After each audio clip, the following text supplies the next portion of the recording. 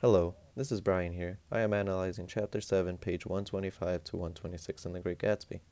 The passage begins with, "There is no confusion like the confusion of a simple mind." This is when Gatsby and Daisy are heading to the city while Tom, Jordan, and Nick are following along. But Tom has a suspicion on what Gatsby may try to accomplish whenever he is with Daisy. The first strategy I identified in orange was the antithesis in the beginning.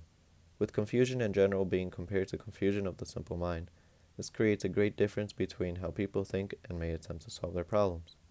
Tom had things going his way, but now he has a problem in which he possibly may lose Daisy due to Daisy not wanting to go in Gatsby's car with him to the ride to the city and decided to go with Gatsby instead, which made it more apparent that there is some type of relationship between Daisy and Gatsby, causing him to think more about what may be happening between the two, but in the end, causing confusion as his world starts to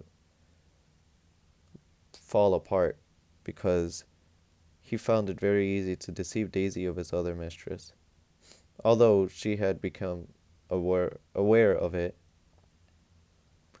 but he had seen it as a simple task and goes ahead and slowly starts to get confused in where he had gone wrong. The second strategy found in red was the diction the author uses when Jordan was describing the calm afternoon days as sensuous, and then to restate it and emphasizing upon it with Nick evaluating the word. Tom seemed to be upset to hear this due to his situation, because his day so far had not gone well as Daisy decided not to go with him to the city and ended up having to go with Jordan and Nick. So Jordan had caused more discomfort and stress for Tom as he worries for his wife. Describing When describing the tensions in the room when everyone was told to go and cool off due to the hot weather. Nick describes his trousers as a snake around his legs, which can be compared to how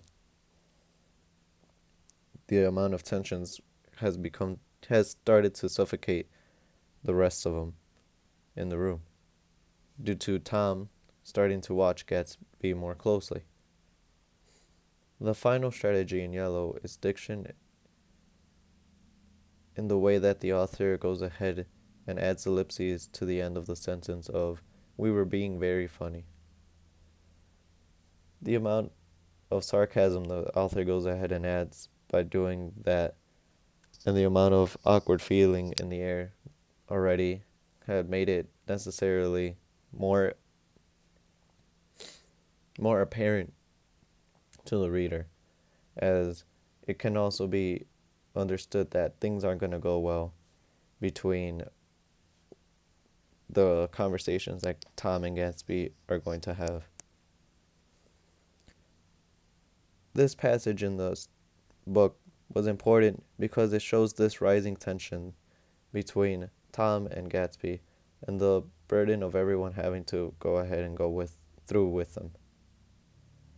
And I find it that